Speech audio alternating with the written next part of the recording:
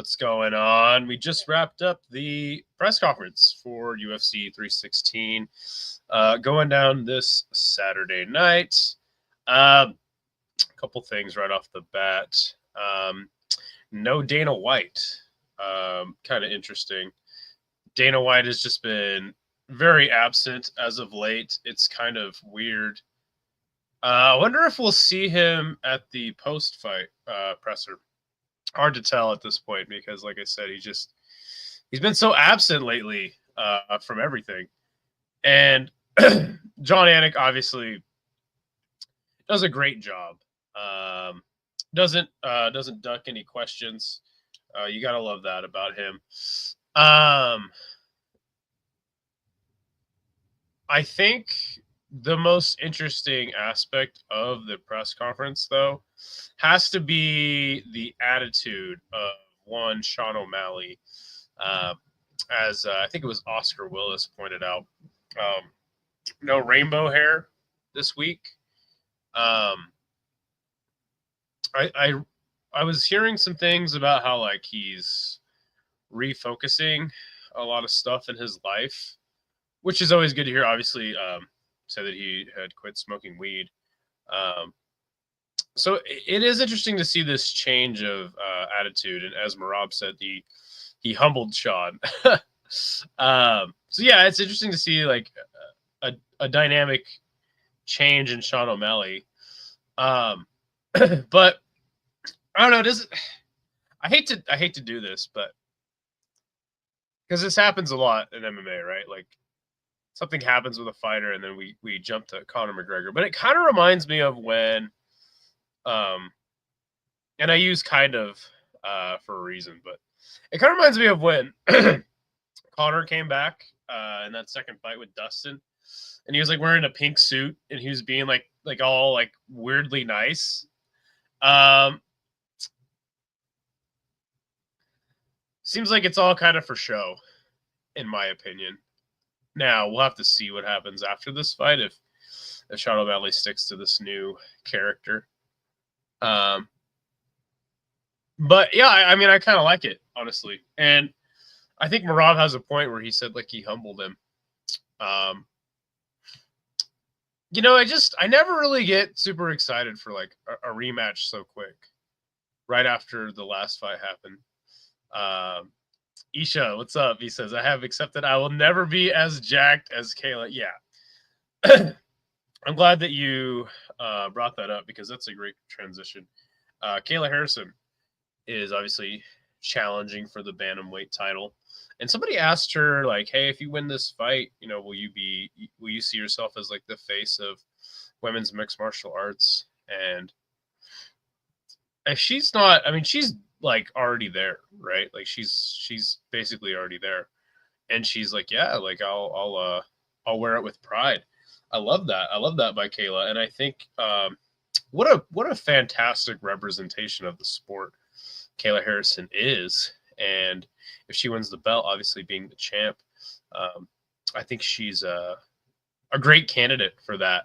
Obviously, she has an incredible story. She can talk the talk and walk the walk. I mean, I don't think anyone's like predicting her to lose. Probably get some good odds on that if you do. But yeah, what an awesome representation of the sport just in general Kayla Harrison is. And if she wins the belt, I think she will be the face of women's mixed martial arts. Right? Is that crazy? What do you guys think? I thought it was kind of funny that Juliana Pena has talked so much trash, and then they go, hey, like, what's up with all the trash talk? And she's like, I'm not talking trash. I'm just not letting Kayla get inside my head. It's like, yeah, bro, like you're projecting hella hard right now. Like, it's so funny. But you gotta appreciate Juliana Pena, even if you think it's cringe. Like you gotta appreciate the job Juliana does of selling each fight that she's in, right? What's up, Dirty Hippo? He says, shut up and give me your reaction. Do your job, casual. Okay. Good to see you, man. Yeah, you gotta appreciate the job that Juliana does promoting fights. And obviously her win over Amanda was amazing. So there's like hope that she can like pull something like that out again. Good to see Not Name, bro. Says so. I can't stop looking at the stream light in your sunglasses. I can try to turn it off. I might look a lot worse though. Yeah, see, look at that. See, like I'm all dark. I have to wear these sunglasses right now because like my eyes are so red right now from allergies. Like it's fucking terrible. Allergies suck. They're terrible. Yeah. You're getting backstage. Exactly. So yeah, I mean, I appreciate Juliana Pena's trash talk, but you know, if you don't, it's an acquired taste.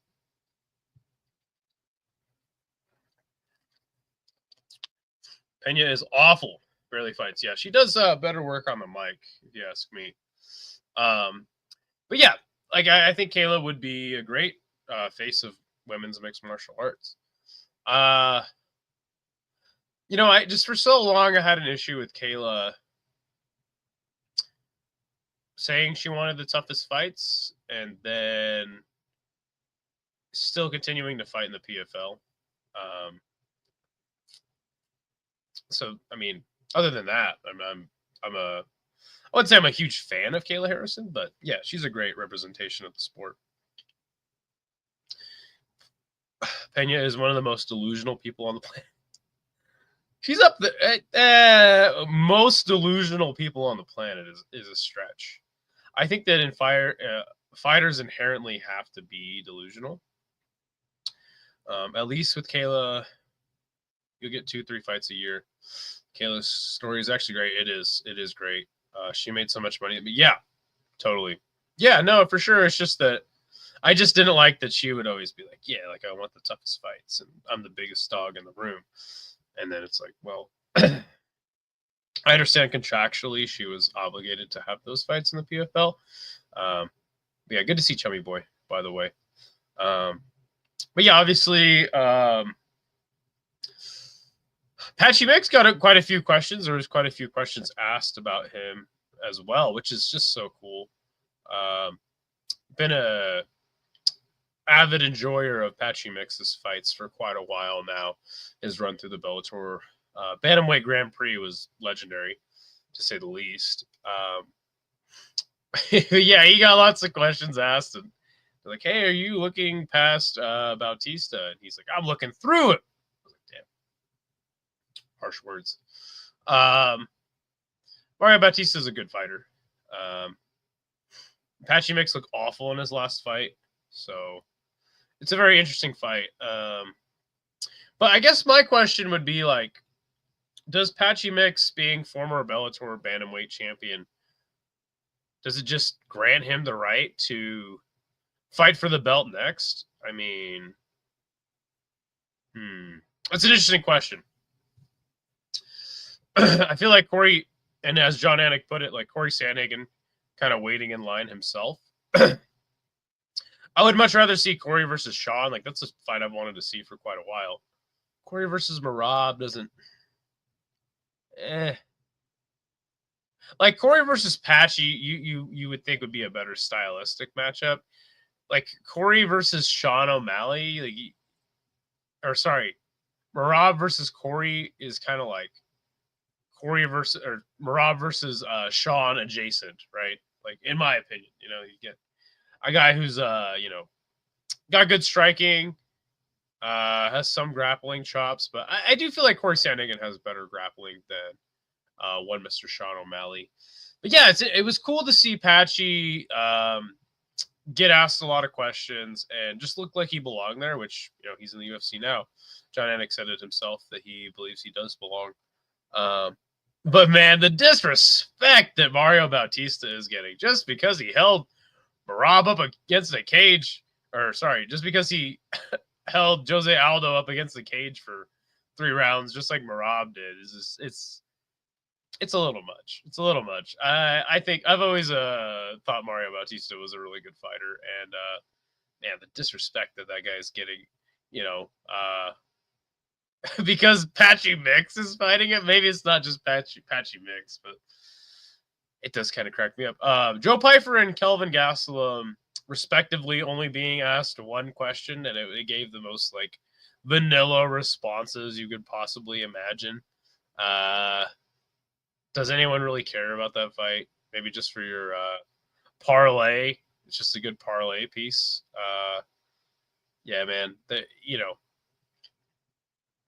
I do like that there's a respect factor even after Pyfer pulled out of his last fight with Kelvin. Also interesting was John Anik being asked about the John Jones petition to strip him. They said it has almost 200K signatures now, and Anik's like saying that he doesn't have any inside information, but he believes the fight will happen in December. Let's hope he's right, because I don't think anyone really has any hope that fight will happen at this point.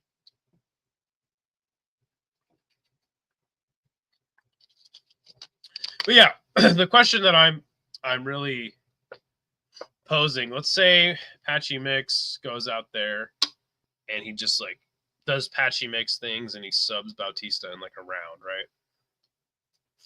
Do you give him the title shot next? I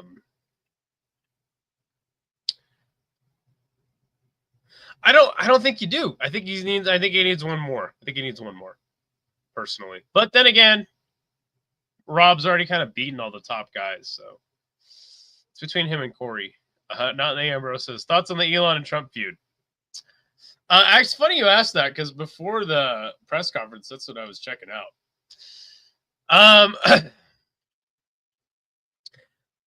Now listen, before I give you my thoughts on it, I'm very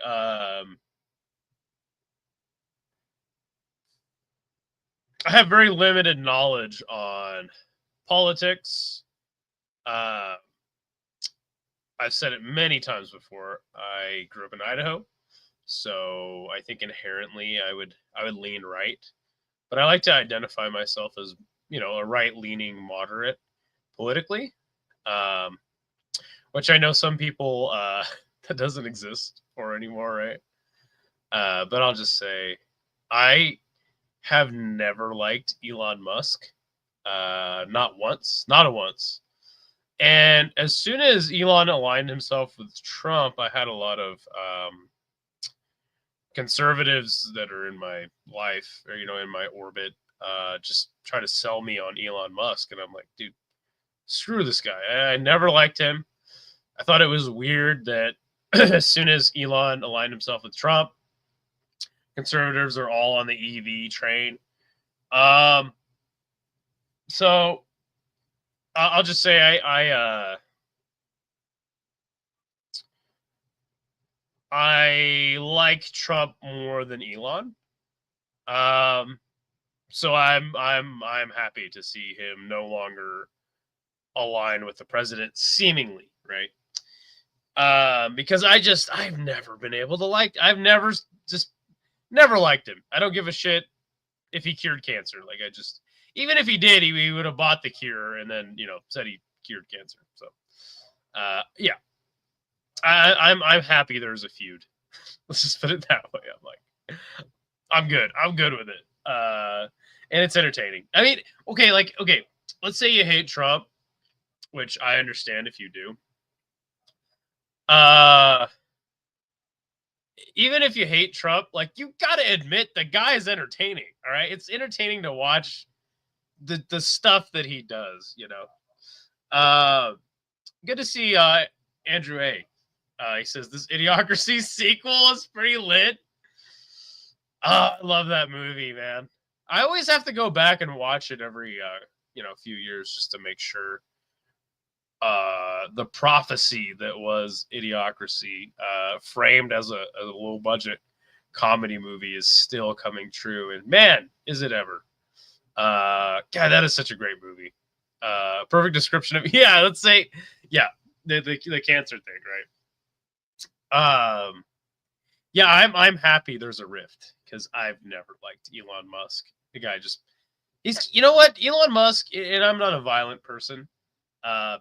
He has just like a very punchable face, kind of like Hank the Tank, right? Like just has a face that you just would like to just give a nice hook, bang, right in the chops.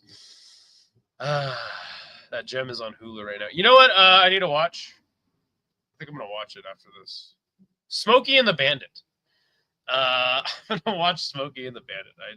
My friend said it's on Netflix, so I'm just gonna watch it. However, but yeah, Idiocracy definitely playing out before our eyes, isn't it? But yeah, I mean, as far as the press conference is concerned, I mean, again, I'm trying to get your guys' answer on this question. Like, does Patchy Mix deserve a title fight if he just runs through Mario Bautista? Is being the Bellator champion enough to get you moved right into the title after one win in the UFC at bantamweight? Even if you were like bantamweight, no, lightweight, no, featherweight, no. But like, let's say like Gegard came into the UFC, like or back to the UFC. Maybe Gegard's not a good example, but definitely not welterweight either. But yeah, middleweight, light heavyweight, and heavyweight definitely. And obviously Kayla was PFL champ, and she had to have a couple fights too. Hippo says, hell yeah, she got ran through. Now that chick, she looks like bamboo. Wow. What is that from? Did you just come up with that? Damn. I mean, that's better than 90% of the rappers I've heard in a while. Andre says, thank you for participating in the live chat. He says, Patchy Mix needs one more just because of the current state of 135. Yeah. I think it's between him and Corey. Let me see. Ran through bamboo. You could just say the chick looked like bamboo. Sounds like a Little Pump line. Cancun, now all the other dudes just fall. Yeah, so Cancun and Fall Through don't really work very well. But yeah, otherwise, I mean, that's you're basically on your way. You're on your way, kid.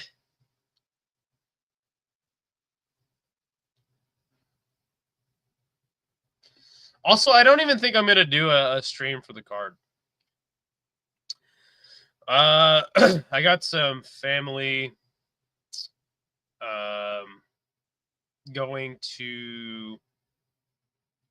they're going to be going to the state over for me. I mean, you guys already know where I live. I had some family flying into Seattle, and I have some family that lives there. So I was kind of thinking about just making the 7-hour drive after work tomorrow and just going and hanging out with them for the weekend. So I might not even watch the card live. That might change. You might see me do some sort of low budget fight companion from the basement of my aunt's house because I think she has some things going on Saturday, but no promises. Thoughts on Spivak versus Costa? Ooh. Well, you got 30 heavyweights in the UFC, right? And out of those 30, I would say maybe you got 7 of them that are good. Very good. You got like 5 that are pretty good.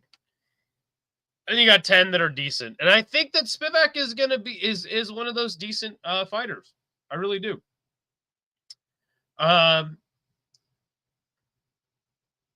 His striking has come along. He's got dangerous submissions.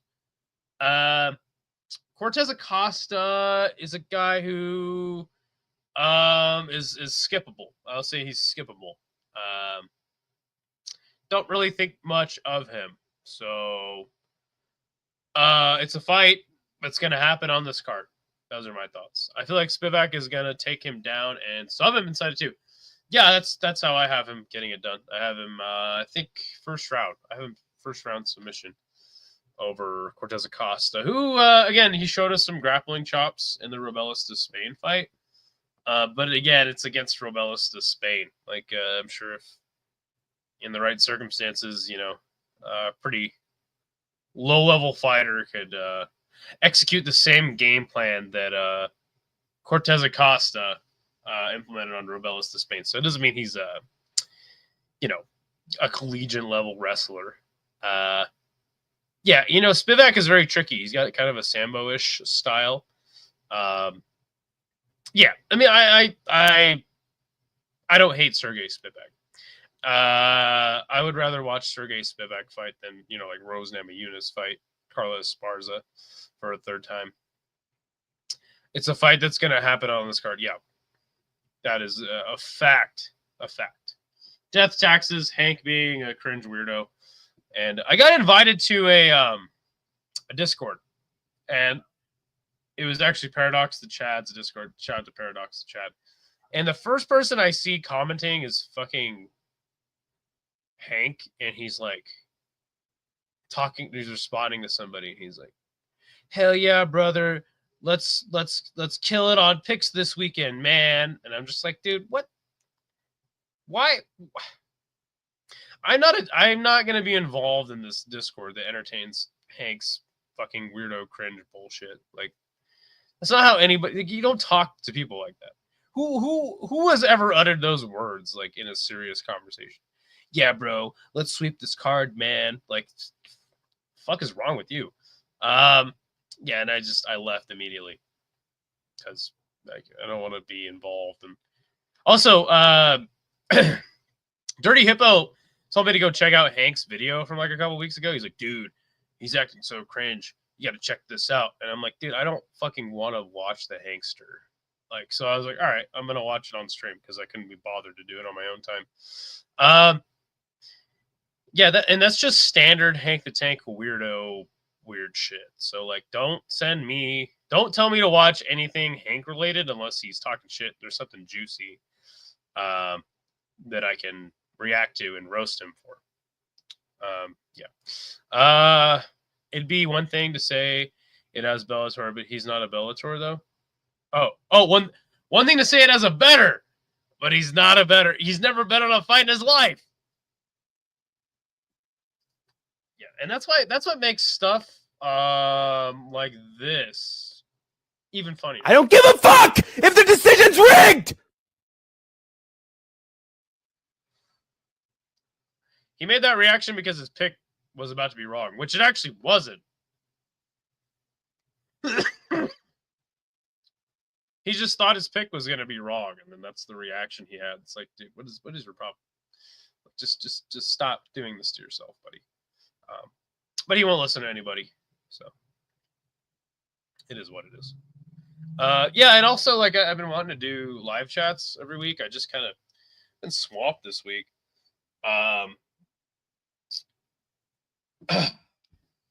So, I want to get a post up before I do a live chat. This is kind of turning into a live chat, which is great. Glad people are chatting in the stream. I feel like I need to like have a thread up and be like, hey, you're gonna do a live chat tomorrow. Like, anyone have questions? But then it's like, who even cares? Like, I get like 5 questions, but it's just nice to let people know, like, hey, I'm gonna do a live chat tomorrow. Meanwhile, I go 4-8 on my picks regularly and make like $1,000 a week betting. Damn. You make me feel like I should just slap $100 more in a Bet Online AG and just go for it again. Now that I've learned video poker, I've learned some things through my gambling career, and you play it safe, but I don't know, man. I suck the horn at betting. I did really good. I put in $100, made $350, and then I just kind of went crazy. It was just like, yeah, I'll do a fucking 7-fight parlay, no problem. So yeah. But dude, last week I did so bad on picks. I think I got 3 out of 9, right? Like, what the fuck? That hasn't happened to me in like a year and a half, dude. I haven't done that bad on a card for a really long time. I feel like a lot of people did really bad on that card though. So it is what it is.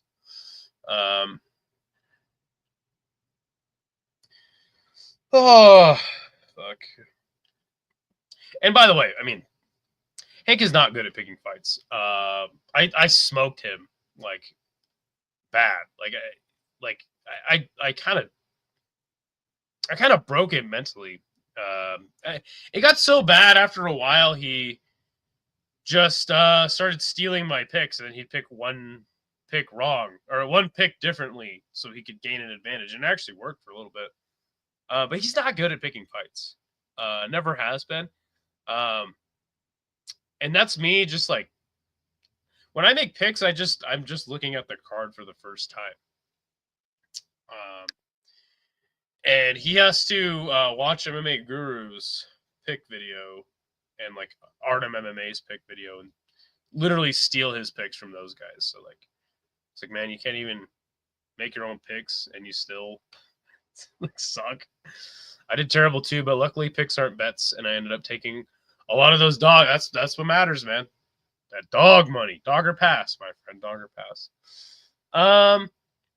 Yeah, I think I wrapped up the entire press conference neatly and nicely. Like I said, I probably won't do a fight companion. Maybe I go live for just the last few fights. Probably not, though. I do want to do a post show, though. That would be fun. Post show would be fun. So yeah, I'll try to do a post show. If not, Saturday immediately after, I'll do a post show on Sunday. You guys can hop in and whatever. But yeah, that's pretty much my summary of the press conference and other things in the world. My little Hank roast session. So yeah, thanks for joining. Thanks for watching the video. We have a Topology League. It's in the description on Combat Casual. So make sure to check that out if you want to win some money at the end of the year. Whoever gets the most wins at the end of the year will win $100 so far. So yeah, join the Topology League. I'll get you in there as soon as possible. Yeah, that's about it for me. I'll try to do a live chat next week. All right. I'll stop neglecting the live chat, and we'll try to get another episode of MMA Nerd when No Chill stops ducking Big Red. That's sad about him watching Guru for picks. I have hundreds of index cards with fighter notes. What happened to fighter notes and what happened in fights? That's really how you should be doing it. Real dorky shit. Yeah, not as dorky as anything that Hank puts on the internet, though. Anyway, that's it for me, man. I'm gonna get out of here. Everybody, have a good one. Enjoy Friday. Friday's tomorrow. Hopefully you're done working. Got a long ass day tomorrow. So anyway, I'm out. Later. What happened, Jack?